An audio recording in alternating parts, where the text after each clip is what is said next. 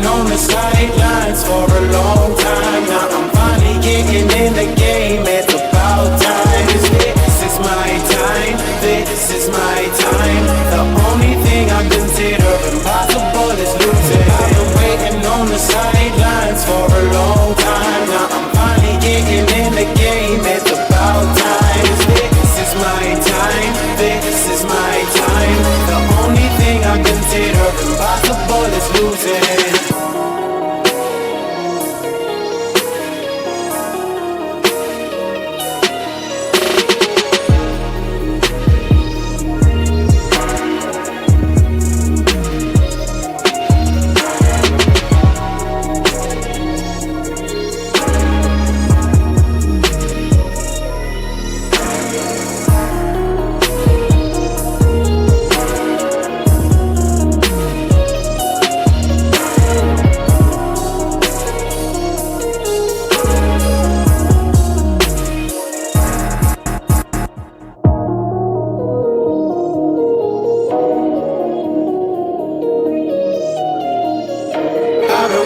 On the sidelines for a long time. Now I'm finally getting in the game. It's about time. This is my time. This is my time. The only thing I consider impossible is losing. I've been waiting on the sidelines for a long time. Now I'm finally getting in the game. It's about time. This is my time. This is my time. The only thing I consider impossible is losing.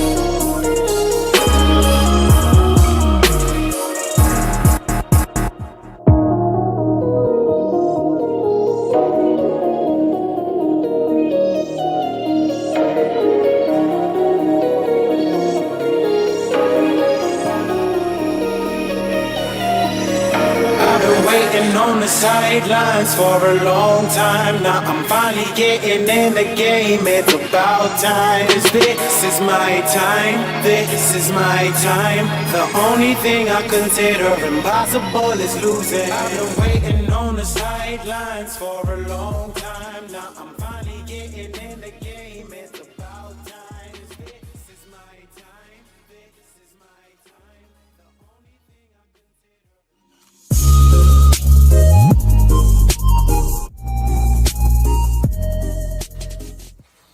Can you turn your light off? Oh, yeah, it's hard for me to sleep like this. I'm almost over this chapter. I got about 30 more minutes. 30 minutes? Yeah. I can't sleep. Oh, all right. A few moments later.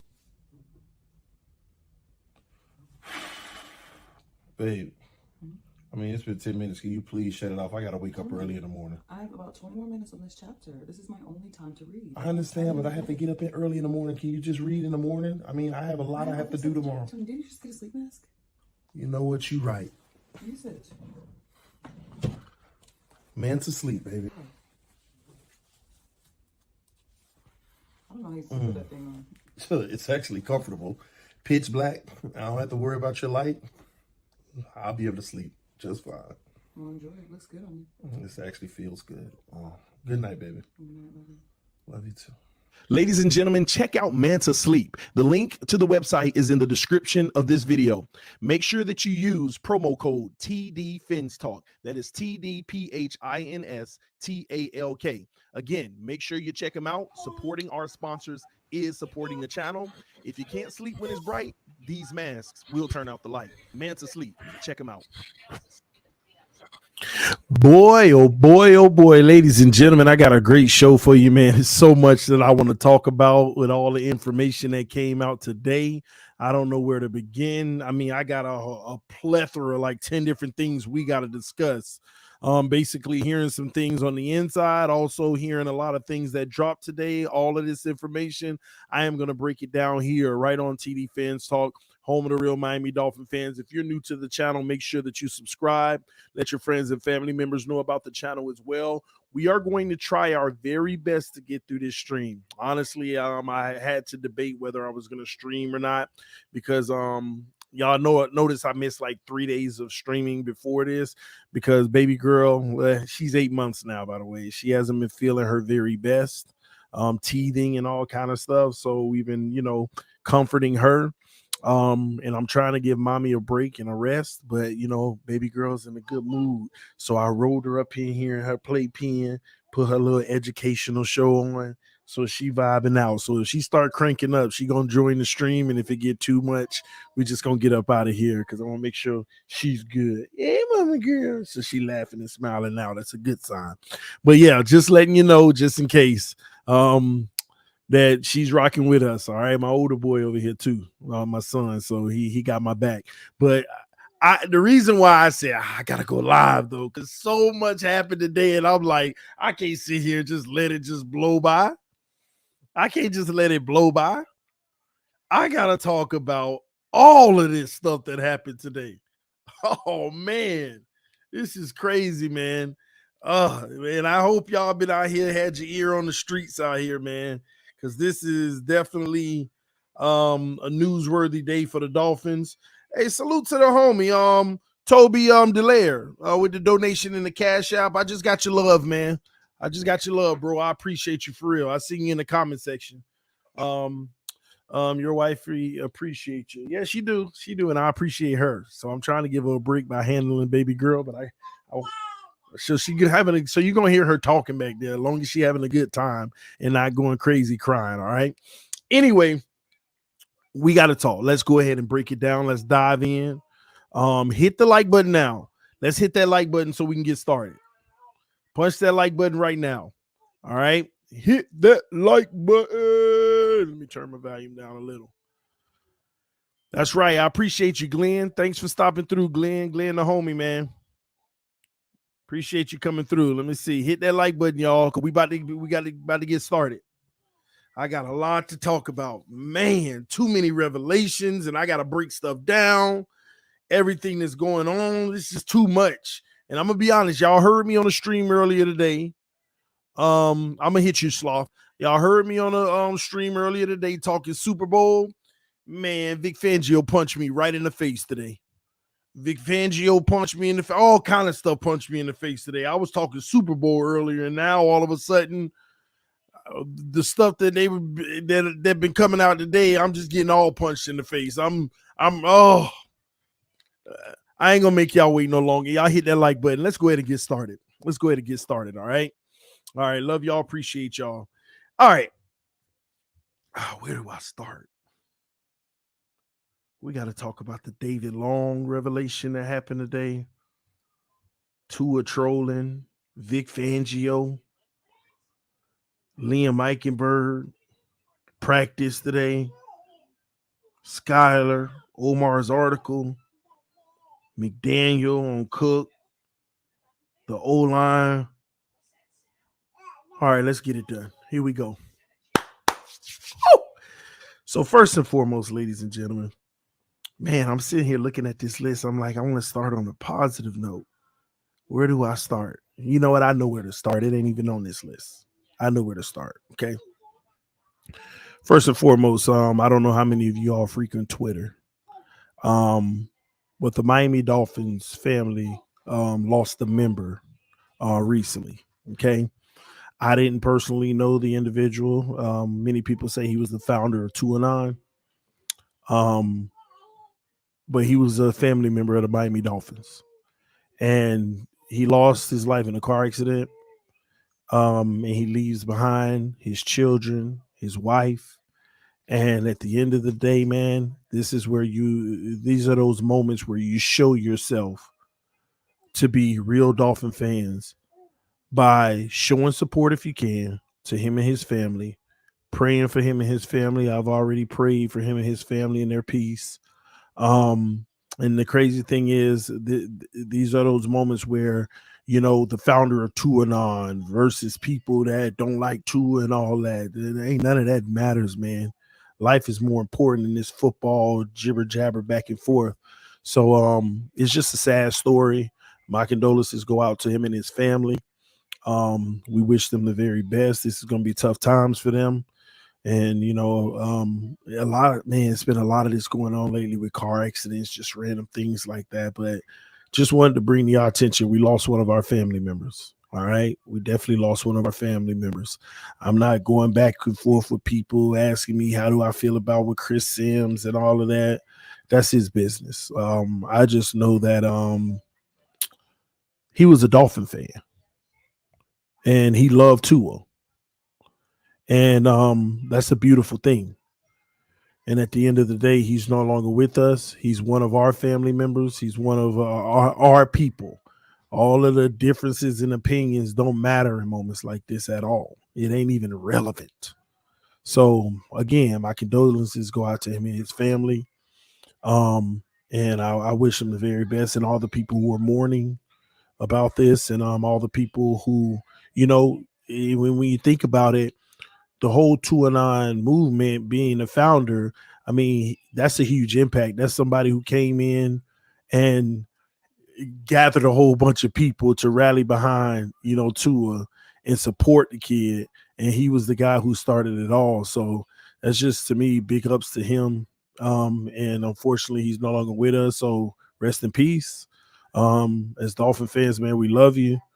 And we just hope that his family finds their way through these times, and those kids can, find peace and get through this, because it ain't easy. I mean, we always talk about spouses and stuff, but man, this man left some beautiful children. I saw the picture.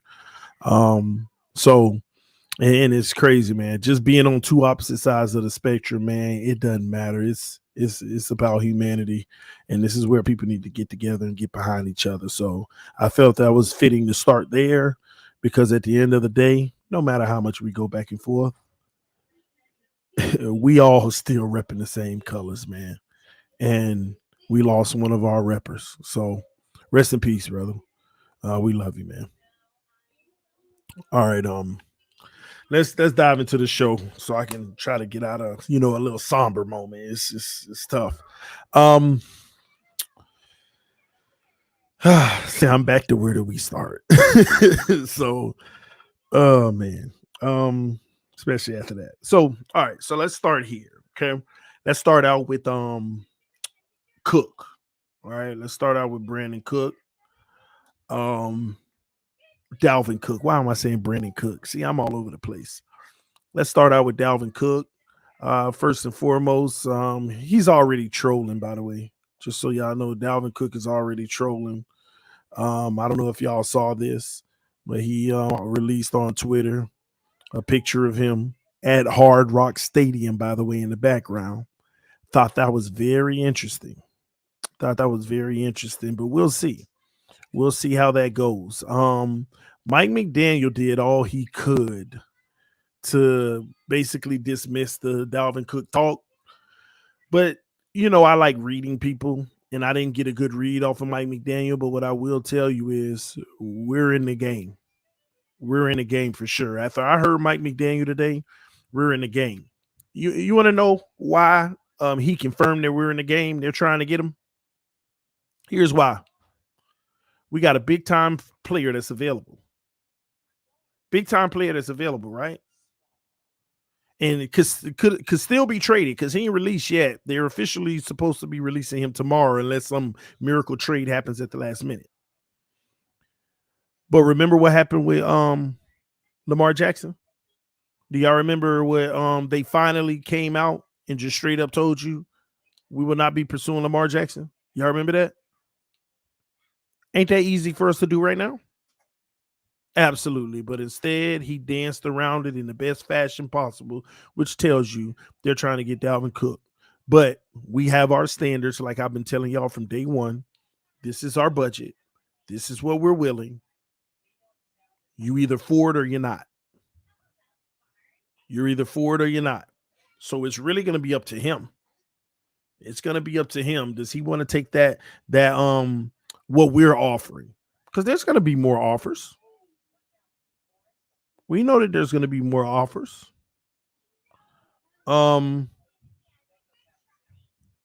So hold on, let me see something. Somebody just sent me something.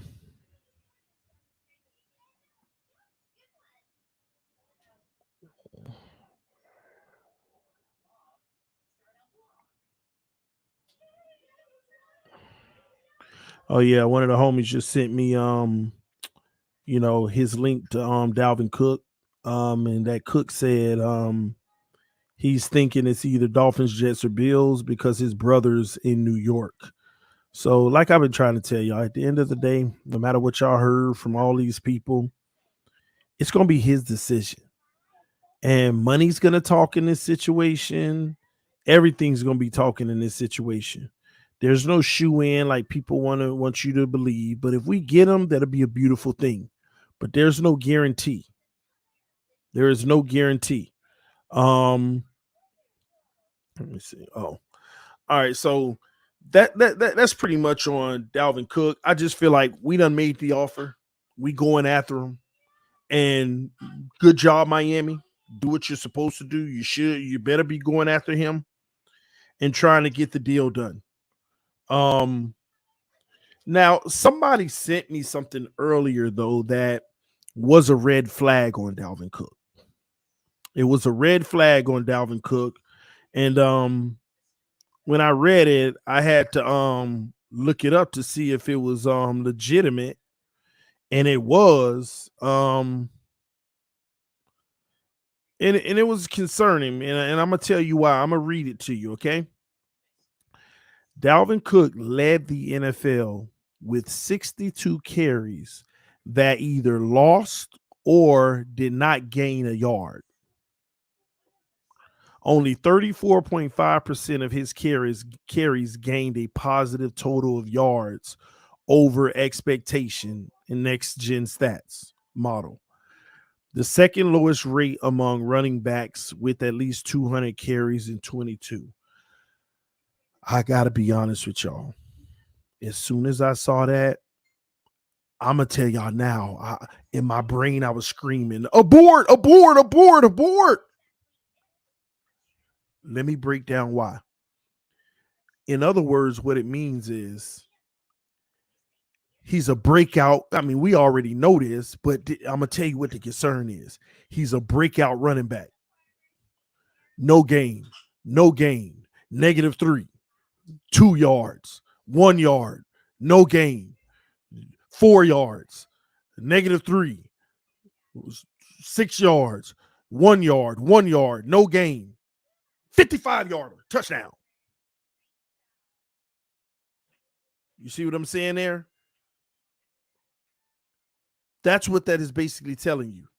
Nothing. 60-yard touchdown. Nothing. 80-yard touchdown. I like the explosive plays though, but here's the issue. That is terrible for Tua.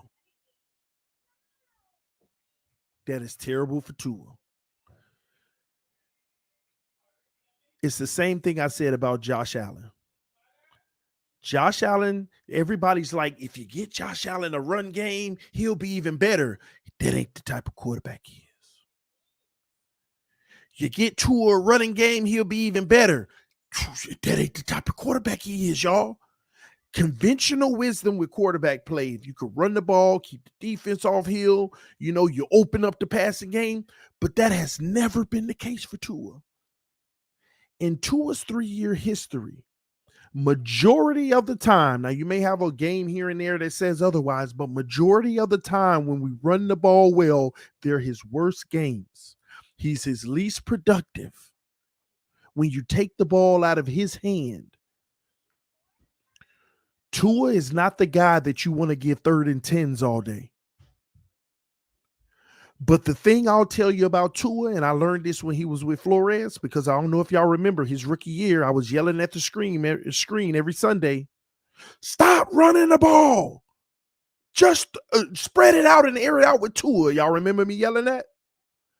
because give the ball to Tua for 3 plays. Oh, we getting the first down. I'll be the first to tell you that. It is one of the highest probabilities ever that we getting the first down. But you run that ball and have -2, and you run that ball again, and you talk about a third and anything past 8, that ain't his game. You cannot be living off of giving him just one shot. And it fluctuates, run once and then pass. But that's not good. That ain't how Tua operates. He's a rhythm guy too. We already talk about timing and putting it in the spot. That's rhythm. That's cooking. That's the train is moving. You need to keep them active. Not all these handoffs and then 3rd and 12. Come on, Tua, bail us out. And then they're all obvious situations. That's an issue. And it could be a major concern because they are right. When I watch the Minnesota games, you see Dalvin Cook run, it is a whole bunch of chop down behind the line of scrimmage. No yard gain. He got 2 right there. -3.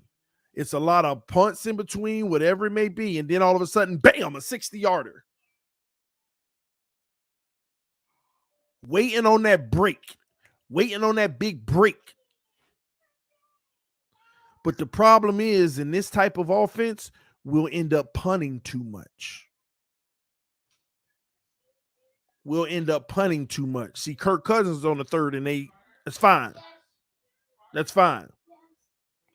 But Tua on a consistent 3rd and 8, 3rd and 12, that's not the best look. And that's concerning to me because that's the type of back that he is. And unfortunately, ladies and gentlemen, that's why Minnesota doesn't covet him as much anymore. I mean, these are real stats, y'all. And these are not to be ignored. And that's not act like Minnesota ain't have a better O-line than us. Because they do, as far as the run game. And to have a O-line that's not as good as what they had, that's an issue. Now, their O-line ain't excellent, but it was better than ours.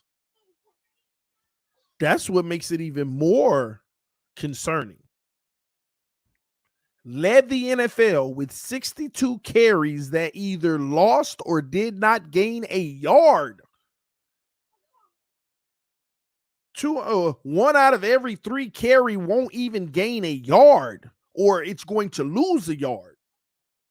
It's not good at all.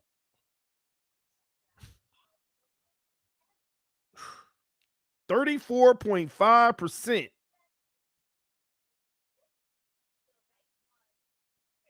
gained. 1 out of every 3 runs gained more than they thought it would. Expected with next gen stats.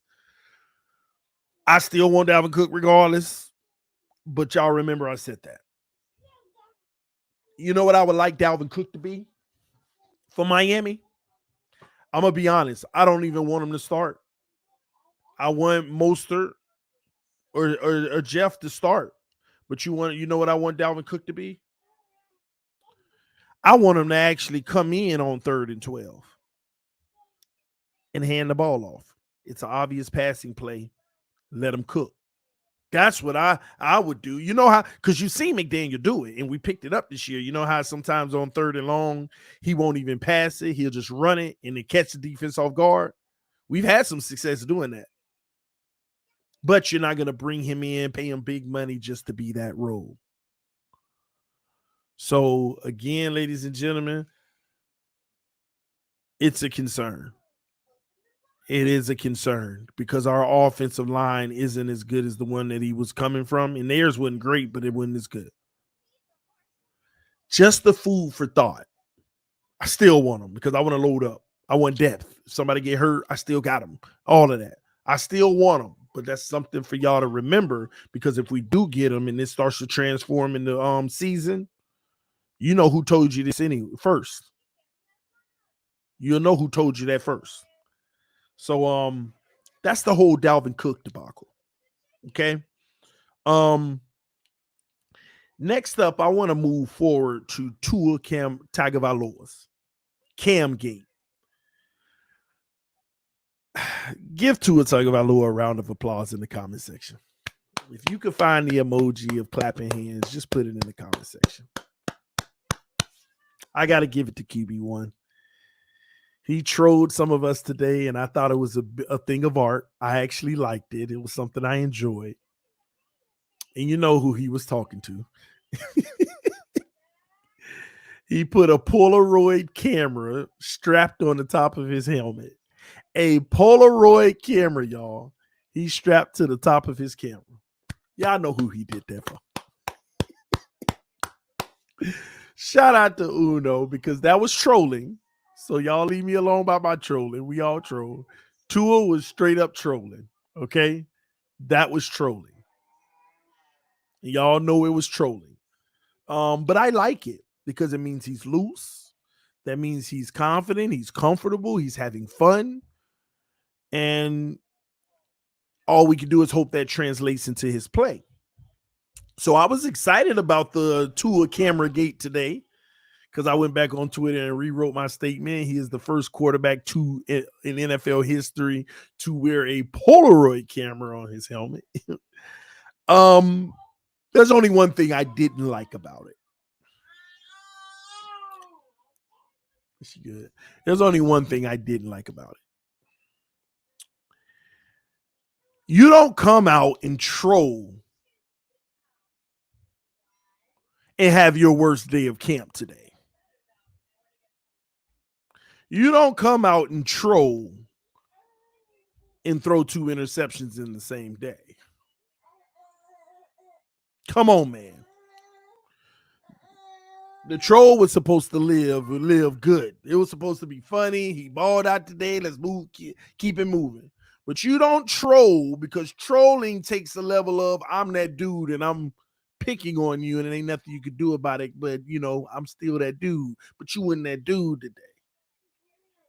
Throwing 2 interceptions.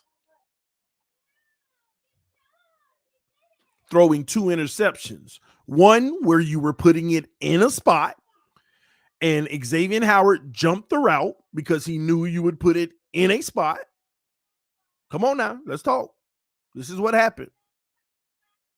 He was putting that ball right in the spot, and Xavier Howard, used to it now, jumped the route, picked him off. In the second one, you were under pressure, shouldn't have thrown the ball, and threw it, and got picked off by a backup.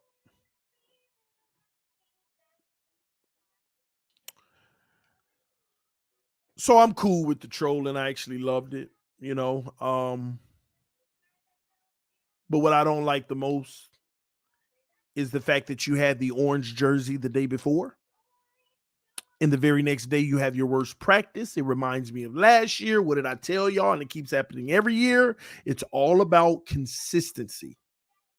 Stringing together great practices after great practices after great practices. And that is not what we have had for Tua Tagovailoa. Now, to be fair to him, he wasn't the only quarterback out there throwing multiple picks. Mike White threw two picks today. Skylar Thompson threw 1 pick today. No, Michael Lucas, Tua threw 2 picks today. There were a total of 5 picks in practice, 2 by White, 2 by Tua, 1 by Thompson. And I've given you the exact 2 by Tua. 1 was Xavier Howard, and the other, let me give you the exact name. Because it was one of the standout players, by the way, of the day.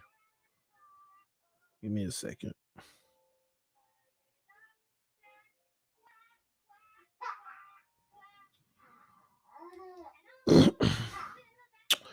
All right, here we go.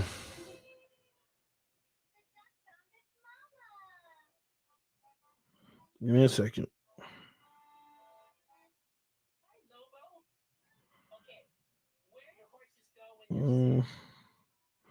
McKinley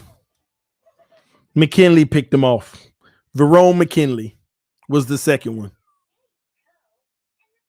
Verone McKinley was the second one.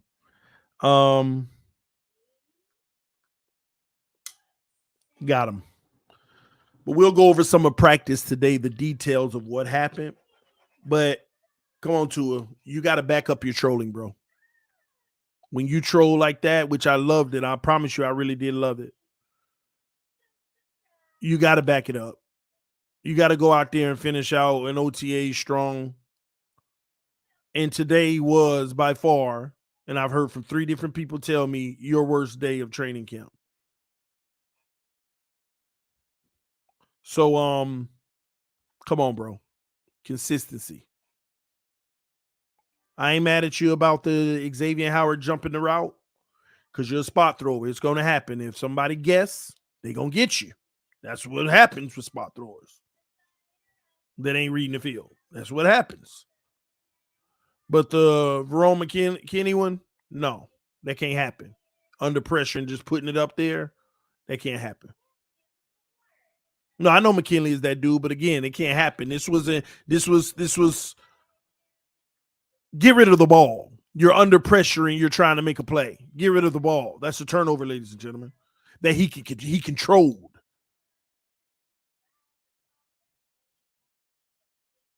So that's the only problem I had with the trolling. All right. Let's move along because I don't want to stick on to it too long until I talk about Skylar Thompson. So let's go ahead and talk about him. Ladies and gentlemen, Skylar Thompson has been the best quarterback in camp so far. I heard it again today. And I heard it yesterday. By the way, I was checking out Omar and Poupart. Omar looked like he having a little obsession with Skylar, giving him a lot of praise lately, by the way, saying put some respect on his name. Skylar's been the most consistent, but he's also inconsistent. And that's what concerns me because how could you have been the most consistent in camp so far, but you are inconsistent because you have some duds you've been throwing. But Skylar has looked very well improved. He's thrown some really nice passes. They said one of the issues with Tua Tagovailoa is not an issue. It's just that he's checking the ball down a lot. And one of my guys told me, and I heard Omar on the show say this too, so I know what my guy told me is correct, that Tua actually complained a little bit about all the play calls that were dialed up for just a short pass. And Mike McDaniel basically told what a coach told Tua, well, this is what Mike McDaniel want to work on. He just want to work on the basics. He told us, let's just keep working on the basics.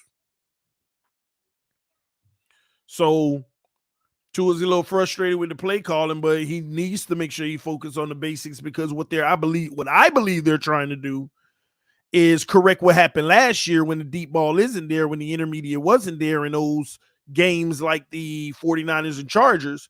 He had checkdowns all day that he just wouldn't take it. Why? Because he honed in on Tyreek and Waddle. So that's why they're running a heavy dose of making him check down. The other guys, they calling some plays, ain't much check down, but they having him do a lot of it. And he showed some frustration about it with the play calling. So I like that approach because he needs to be focused on that and continue to make sure that he's seeing the entire field and not just focusing on 2 guys. But to hear that Skylar is out playing Mike White and technically more consistent than QB1, but again, as OTAs, we ain't gonna look too much into it. You know, you listen to somebody else, they tell you otherwise. Skylar's been good, but Tua's still been better. They'll say that, but whatever. I don't care anyway. We know Tua's QB1, okay?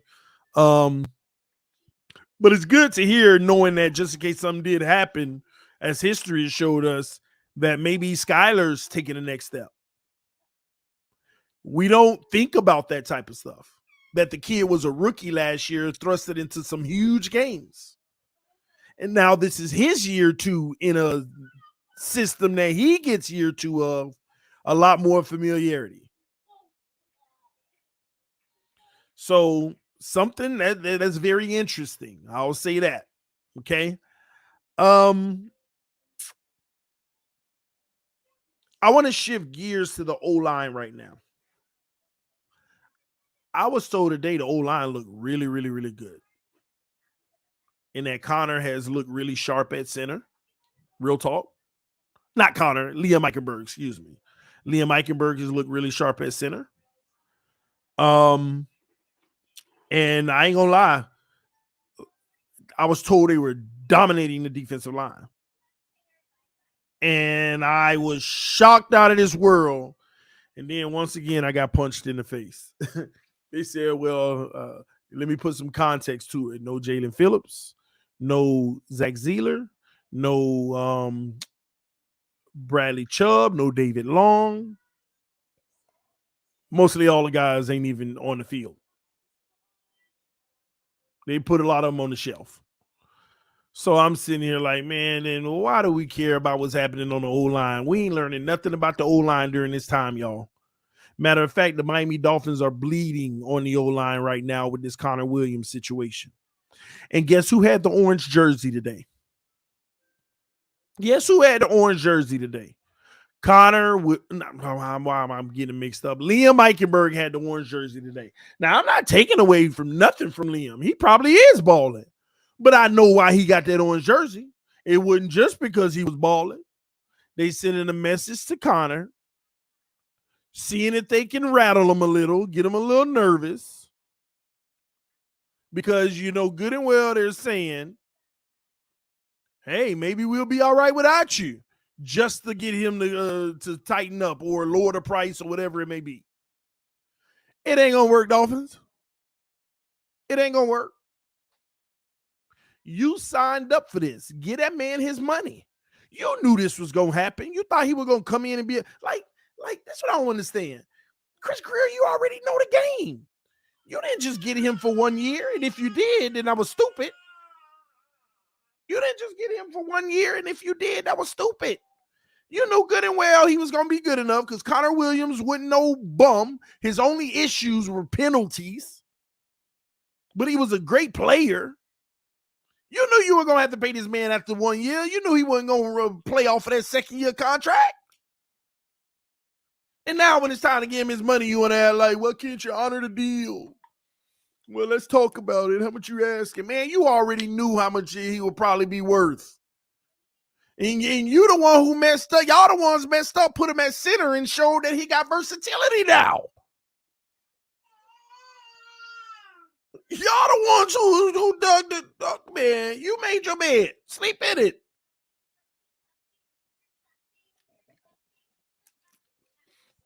Yeah, Connor got a 2-year contract. He played the first one out, and this is the second one. But ain't no guarantees on the contract, not even this year. Itty-bitty guarantees. And he won a long-term deal. This is his one and only big payday, potentially.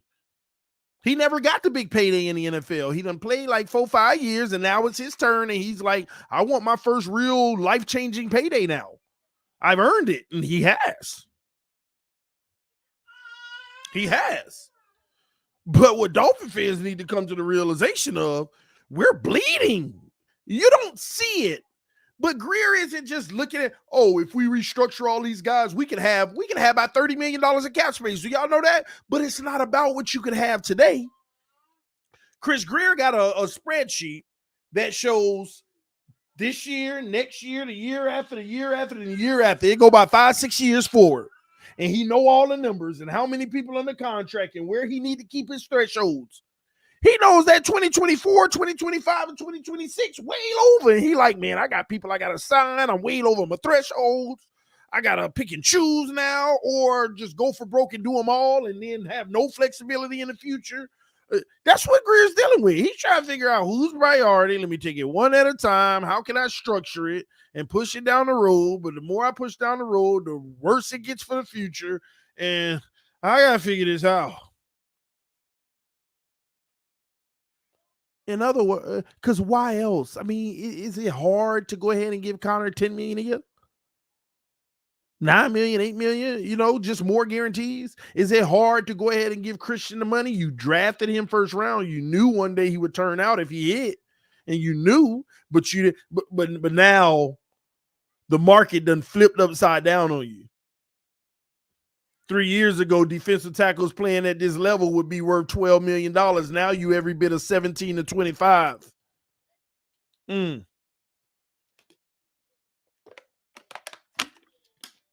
So That's what's going on with the Liam Eichenberg at center situation. And he might work out at center, y'all. He might be good at center. But you still got this Connor Williams situation. And if they let Connor walk or trade him, I don't care if Liam Eichenberg work out at center. If you trade Connor Williams, because if you trade him, you're gonna get a less of a player in return, and or you'll get draft capital, but then you'll bring in another player that's probably less than. Man, that'll be a major blow, y'all. It'll be a massive blow. It'll be a massive blow to the continuity of this line. Right now, they're already losing continuity because they ain't got their starting left guard and center there to begin with. I mean, practicing in the right positions. So that did concern me. Let's move on from there because this one right here, man,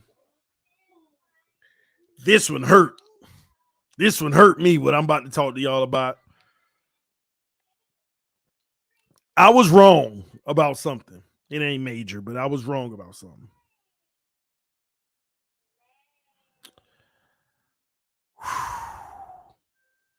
David Long has not been practicing. Where was I wrong?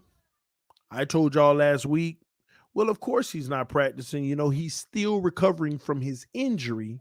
And once he's healthy, he'll be ready to go. I was wrong. He was already healthy. He just tweaked it again. Major red flag. Major red flag. I thought it was still the same recovery process. And, you know, I'm not fully rehabbed yet, but I'm almost there. But no, he had fully rehabbed and was ready to go. And now the report is he actually tweaked it. And what they're calling it is, it's just a little tweak. Major red flag, major concern, because y'all don't understand how important he's going to be to this defense this year. And that's not good. And this is why Vrabel has a stance on soft tissue injuries. You get 2 in 2 consecutive years, I don't want you, because that's going to keep happening. Vrabel believes that. And he just tweaked it again. Not good at all. And he has not been practicing. He got bands around his hamstrings and he hasn't been practicing. We got to keep an eye on this situation because I'm going to tell y'all now, this can be a major blow. We done gave him the money already and all. And it's already a position we're weak in, even with him, because of the guys next to him aren't proven. Which brings me to the biggest ticket item on my list before we go through today's camp. Vic Fangio dropped some bombshells today. He dropped some bombshells today. And I've been trying to tell y'all don't want to listen to me. And Vic Fangio is straight shooter. So 2 things we're going to talk about with what he said. Number 1, they asked him, if it wasn't for tampering, there's reports that you would have been the Eagles' next defensive coordinator. Is that true? He said that was a possibility. But, you know, I'm not going to confirm nor deny that. In other words, I was telling y'all whenever y'all were like, Fangio's going to come to Miami, I was telling y'all that from what I heard is he's about to be back in Denver or he's staying in Philly. And I told y'all Miami was not his first choice. And the reports that came out, it said the only reason he chose Miami is because of the tampering situation that happened. And he basically was forced to. Well, make another decision. He ultimately chose Miami because he had other opportunities too. But his primary decision, what I'm told, was the Eagles. but the tampering situation killed it all. If y'all don't know about the tampering situation, just go look it up. So I've been told y'all about that with Vic Fangio, and then when he came, CTD, you don't know what you're talking about. I'm like, hey, he came, but I'm telling y'all now, he was supposed to be with Denver or the Eagles. And then he hurt my heart. Matter of fact, let me find the clip. Oh, he hurt my heart. And I've been trying to tell y'all, and I've been hoping this wasn't the case, but he ain't happy. He's not very happy right now. Vic Fangio is not very happy right now. Let me find it. I know I'm going to find it.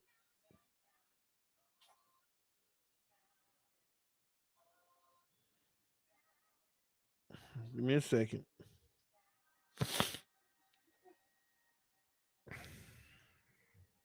Here it is. I'm going to play the clip. This is right after he said, I can't confirm nor deny it about the whole being the Eagles defensive coordinator, all right? Listen to what he said about his defense. But I won't neither confirm nor deny it. What has been your impression when you see the players on the field, on the talent that you have on defense? What is your impression of the players on the field with the talent you have on defense? We have some really good talent in some places. In other places, we've got to find the talent. So I think it's a good mix right now. We got some really good talent in some places. In other places, we got to find the talent. I think it's a good mix right now. Our good players have got to play really good for us to be good.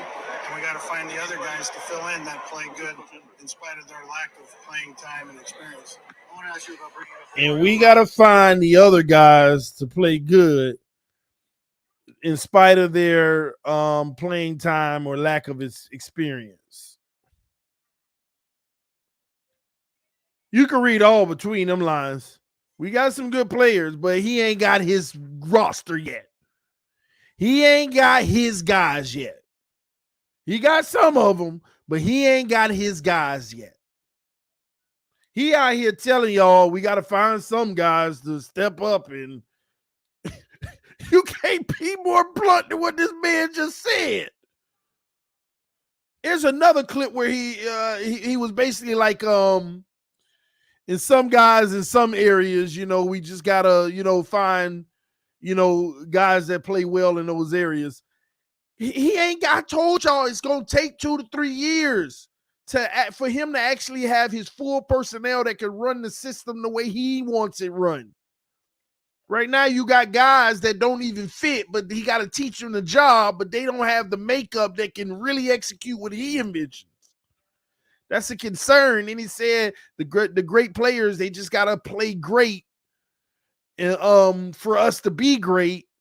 But the other guys, we got to find some players that can play great. We got to find, he ain't talking about we got some guys on this team that we feel that's going to be really good and fill roles and this and that. We got to find. And at the end of the day, all he got to work with is what's in front of him. All he got to work with is what's in front of him. Tell y'all, I'm going to play it one more time for y'all. This was a bombshell to me. And Omar even tweeted, I've been saying this all OTAs and minicamp. I don't like the Dolphins' depth on defense, and neither does coordinator Vic Fangio. And we don't have depth. Look at the linebacking core. Look at the defensive tackles. Let me play this one more time. What has been your impression when you see the players on the field, on the talent that you have on defense? We have some really good talent in some places. In other places, we've got to find the talent. So I think it's a good mix right now. Our good players have got to play really good for us to be good, and we got to find the other guys to fill in that play good in spite of their lack of playing time and experience. In other words, we got work to do. We got work to do. When he said we got some good play, and hesitated, and then said, and we got to he said it twice, and we got to find guys that can Oh my gosh. Everybody say we're gonna have a top 3 defense this year because of Fangio. I've been trying to tell y'all, okay, I hope we do, but he ain't got his personnel yet. A lot of these guys do not even fit his scheme, but he got to deal with them because they under contract. You got to deal with it because they under contract. And some of their contracts aren't tradable.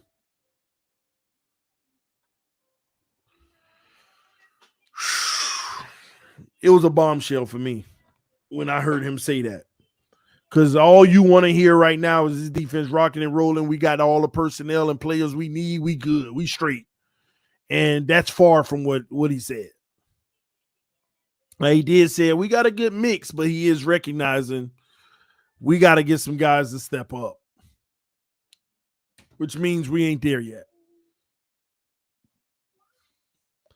Time will tell, ladies and gentlemen. Time will tell. That was the biggest revelation of the day. Now, before I get out of here, I want to go over camp notes today. This one's via Omar Kelly because it was a good read. I love the way he set out his article today.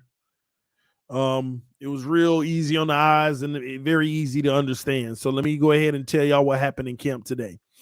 All right, so first of all, he talked about the absence of Connor Williams, but he also talked about other players that were not spotted today by media. Malik Reed, linebacker, cornerback Elijah Campbell, tackle Teron Armstead, cornerback Nick Needham, and tackles Jaron Christian and Cedric Obui. So a lot of old linemen. Wide receiver Braylon Sanders was seen at practice for the first time in camp. The list of players who were spotted but did not practice include the same names as Tuesday. So these guys just aren't even practicing. Channing Tindall, which is a concern because he's young, he would be practicing, right? But something's going on. Something's going on with him. There's no reason Channing Tindall's not practicing unless something's going on. I don't know if it's injury related or what, but Channing Tindall's not practicing. He's too young to just be like, hey, we're going to sit him and no, he ain't proved nothing. Jalen Phillips, that makes sense. Put him on the shelf. Tyreek Hill makes sense. Nick Needham can make a little sense. Defensive tackle Jalen Tillman, that don't make sense. Linebacker David Long, it makes sense because we know now injury. So a lot of these guys can be dealing with injuries. And defensive back Trill Williams, injuries. Running back Raheem Mostert, I don't know. It could be injuries or they just sitting them out. Or some of these guys could be possibly involved in trades too. Tackle Cedric, we already said that. Jaron Christian, Elijah Campbell, and Malik Reed, we already said them. Now, offensive lineman Leon Eichenberg wore an orange jersey as the best performer in the previous practice. His musical selection was a heavy dose of country music. Right off the start, the players who stood out at practice were cornerback Bryce Thompson, wide receiver Braylon Sanders, and defensive tackle Christian Wilkins. All right, so Christian Wilkins stood out, Braylon Sanders at receiver, and cornerback Bryce Thompson. Without question, this was a practice won by the defense. Offensive woes, y'all. And we ain't talking about the best players out there on offense. X and Ramsey got some reps, but that whole defense ain't there.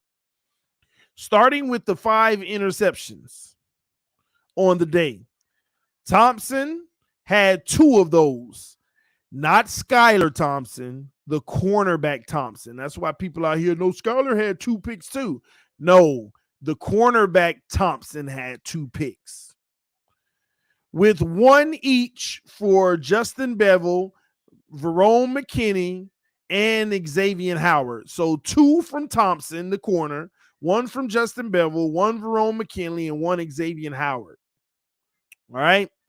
Howard pick came against Tua Tagovailoa on the second play of 7-on-7s. So no pressure, which is crazy. No offensive line and no D-line, just 7-on-7s. Okay?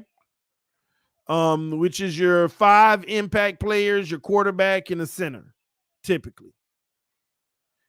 and it was on a slant where X, and we've heard this before, jumped the route. It was one of 2 picks thrown by Tua on the day. The other, the McKinley interception when Tua got rid of the ball quickly in the face of pressure. Mike White also threw 2 picks, and Skylar Thompson threw 1. The last play of practice was a diving interception by Bryce Thompson against Mike White that prompted a big celebration from the defense, followed by a sprint inside after the alarm had sounded due to lightning nearby. None of the 3 quarterbacks had a big day, though Skylar Thompson probably was the most effective of the bunch, and that continues to be the report. Let me read that again. None of the 3 quarterbacks had a big day, though Skylar Thompson probably was the most effective of the bunch. He had a pretty completion on a deep out to Eric Ezukama on his first play of 7-on-7s. Rookie second-round pick Cam Smith had a really good pass breakup against Ezukama later in the session that appeared to catch a sideline pass from Skylar.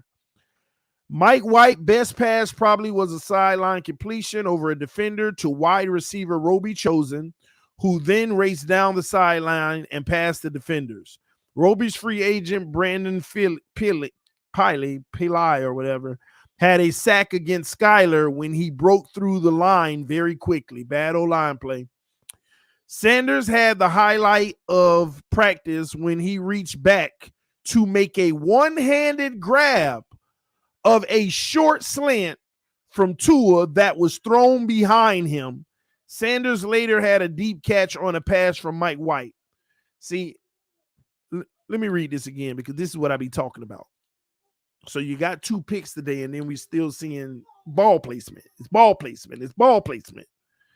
Sanders had the highlight of the day was Sanders, and it was on a pass that he had to reach backwards, one-handed to grab a slant, a short slant, by the way, from Tua that was thrown behind him. Ball placement, ball placement, ball placement. Okay? And this is what I be talking about all the time. Truth be told, this is what he wrote. Truth be told, this easily was Tua's least impressive performance of the 5 offseason practices open to the media. Rookie safety Bennett Williams broke up a Tua pass over the middle intended for River Craycraft, but came up and made contact with the receiver and knocked him to the ground. Williams was removed from the field right after that play. Tua did have some nice completions down the middle on slants, including a couple to Jalen Waddle. Wilkins had some pressure on a couple of pass plays and got a sack. There was some pooch punting, blah, blah, blah, about punting. Don't care about that. Tempers rose a bit late in the final 11-on-11 when and the main participants appear to be Raekwon Davis versus Liam Eichenberg.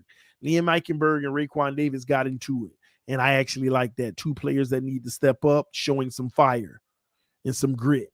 Rookie Devon Achane showed a nice burst on an inside run on 11-on-11 period. That's it. That was your recap from camp today. Some good, some bad, some concern.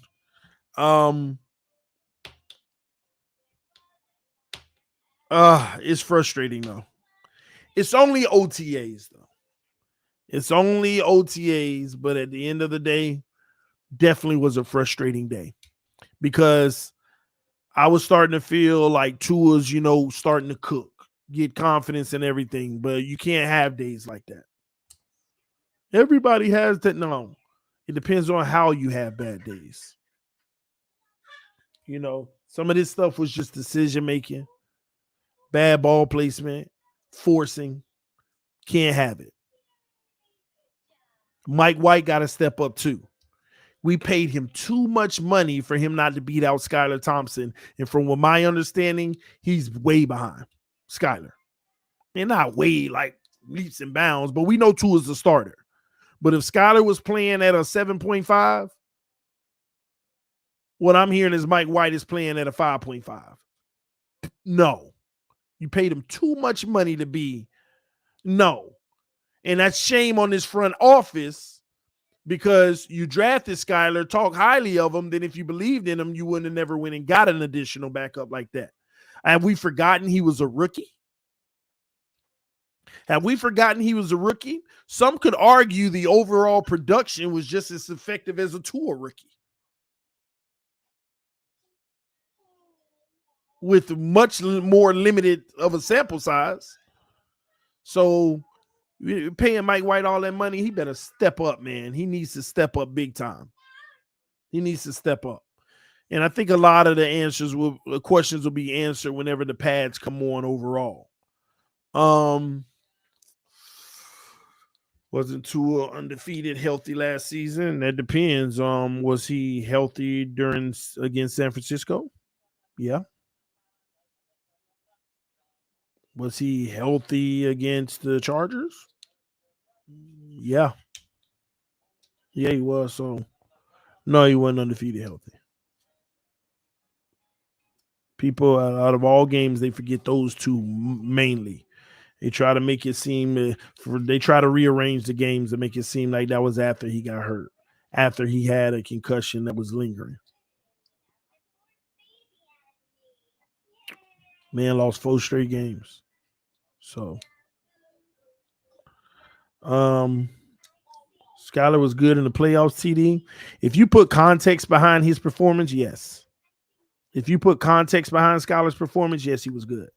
Think about it. Waddle or Tyreek catching one, or Gesicki catching one of those balls and we win. I mean, you got to think about the drop passes in that game. Remember Gesicki over the middle for about 35 yards?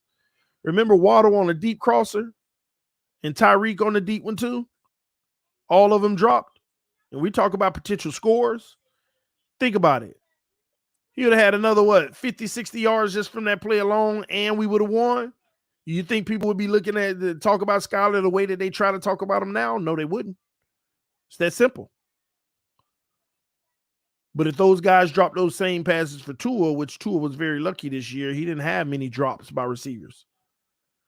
But if they had those same drops for Tua, people would definitely, obviously point it out and say that was the main reason. Because when you look at a lot of Tua's games, because don't forget, he was 63 or 64% completion percentage. It wasn't like off the charts this year at all. A lot of people need to realize most of Tua's games, it's that one pass. Tua could be having an average day, but that 160-yarder that Tyreek bailed out with bad ball placement changed the whole look of how he looked that day. That one big play. Tua have a day where he threw for 170, but that one big play, 240. He have a day where he threw for 202, but that 202, 1 touchdown, 1 interception. But that one big play, 268, 2 touchdowns, 1 pick. Total difference. It's Tua's game last year was that one play. Almost every game, that one play that Tyreek did something miraculous. And week in and week out, that one play. Now, mind you, Baltimore, them 4 plays, right? You know, but that's typically what a lot of his games came down to. A lot of Tua games came down to that. It was that one big play, that one deep crosser, that one split the safeties and going deep. That one play made all the difference. And when you look at Skylar, you got to think about this too. Look at how they did him in the playoffs with those drop balls, right? But go back to that Minnesota game. Absolutely. I mean, we thought, let's be honest. What Skylar was doing in that Minnesota game was Brady-esque. Let's be honest now. Don't forget what happened. This man was dropping 40-yard dimes on command, holding 40-yard dime on command, offensive pass interference, 40-yard, illegal formation, whatever it was. They just kept getting penalties, and he'd be like, it's all good. 3rd and 30, I got it. And he got it. I mean, he only played one quarter and had like 129 yards or something like that. And truth be told, he should have had, man, technically the man threw for 250 in the first quarter. It's just about 120 of it got called back for penalties. Oh man. But to be honest, that Vikings defense was trash, and they run Fangio's system, by the way, just FYI. They gave up between Teddy and Skylar that day. They gave up 460 yards. Go back and look at the stats. Teddy threw for over 300. Skylar added 120 something. It was like 460 yards combined that day. We still lost because the defense was getting toasted, but we were cooking them. And here's the funny part about that. If Tua was in that game and Tua threw for 460, Tua's that dude. Look, he threw for 460. Oh, my God. Look at that. But Teddy and Skylar did the same thing. And then they say, yeah, but go look at the Jets game. Skylar ain't do nothing. Go look at the Chargers game. Tua ain't do nothing. Yeah, but go look at that Patriots game. Skylar ain't do nothing. Go look at the 49ers game. If it wasn't for that first slant that went for a touchdown, Tua ain't do nothing. And this is what I was trying to tell y'all. You can't judge Skylar because he had a small sample size. Imagine Tua starting the season off like this. Chargers game, 49ers game, Pittsburgh game, Patriots game, and then he ended it up with the Green Bay.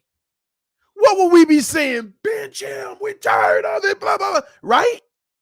We be talking about bench him. But Skylar ain't even played that many games.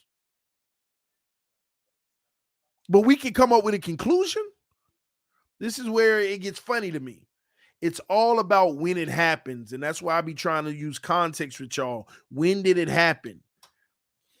If you take Tua's 5 worst games and have them the first 5 games, he would have been benched. He would have been benched. We would have never got to see the ball, the great games. So it's a matter of when those games happen. So this is why sample size matters. You need a larger sample size to really gauge a player. Skylar's QB3, if he was good, then they would not have brought in Mike White. Skylar is a 7th round player. I disagree with that. They were going to bring in a backup anyway to compete. This is their way of trying to shut the noise up about Tua for once. They wanted to bring the attention about the backup position. Even though the backup position failed every year, and that makes sense. I get why they're doing it. But what it does also, it takes any pressure off of Tua or any conversation about his job. You want to make it about the backups when in reality, our starter ain't even consistent. Can anybody say Tua was consistent last year? Can anybody say he was consistent last year? Yeah, I mean, you can say it, but is it true? No. Because all this high praise, all this, Tua's this and Tua's that, and we know what we got in him. Everybody and their mama know if you know what you got in him already, he'll get that contract this offseason, just like Burrow and Herbert's working on right now. Just like the Chargers and the Bengals are working on the long-term deal for their quarterbacks right now, and y'all will see those deals come through by week 1 of the season. Y'all will see those deals come through before week 1 of the season. So if they truly believe, let's see the contract this offseason. Go ahead and lock him in for 5 years right now. Let's see if they put their money where their mouth is. Oh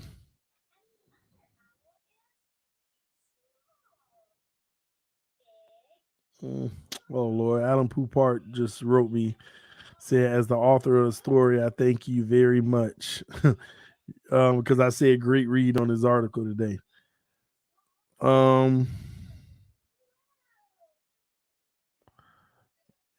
Let me see here. Anyway, man, that's what I have for y'all, man. That's why I told y'all that today's news to me was very crazy. A lot of bombshells and a lot of stuff going on that we got to keep our eyes on and see how it translates and how it transforms. Let me read these super chats before I get out of here. Sloth said once we get Cook tomorrow and we start Skylar over Tua, we will win Super Bowl next year. It's a possibility though. We could get Cook and he ain't gonna Skylar ain't gonna start over Tua unless Tua get hurt, but it's a possibility. G Money Uptown said, can't relate. Watson has been lighting up OTAs. We'll see. I already told you, G Money, we'll see in the regular season with him, bro. G Money said, Vikings had the worst pass defense in the NFL. Yeah, they did, and they ran Fangio's system. They ran Fangio's system. Yeah. See, you act like Skylar played like Mahomes. Oh well, I'm sorry if I gave off that impression, but not at all. Absolutely not. Now, if you want to talk about that Vikings game, he was playing better than Mahomes in that first quarter. I mean, what I saw from him in that first quarter was actually unreal. But if you're talking about in general, Skylar's playing, I wouldn't even compare the two. Okay. Anyway, man, I'm out of here. Love y'all. Appreciate y'all. Baby girl did good, and she all good over there, man. Wow, that's cool. Love y'all. Appreciate y'all. I wanted to drop off the updates and let y'all know what was going on in camp. Y'all hit that like button when you get a chance. This TD Fans Talk, home of the real Miami Dolphin fans. Peace, man. Love y'all, and I appreciate your support as always. All right. Somebody's figure further said missed it. Oh, you missed the stream, bro? Hey, you just rewind it, man. Rewind it. I break down everything that I could about what's been going on, man. And it was a lot of revelation today. A lot of big name people telling us what it is. All right. Love y'all. Appreciate y'all. And make sure you keep our Dolphin family member in your prayers. His family. We lost one, y'all. So y'all just keep his family in your prayers. Peace. I'm out, y'all. I'll see y'all soon.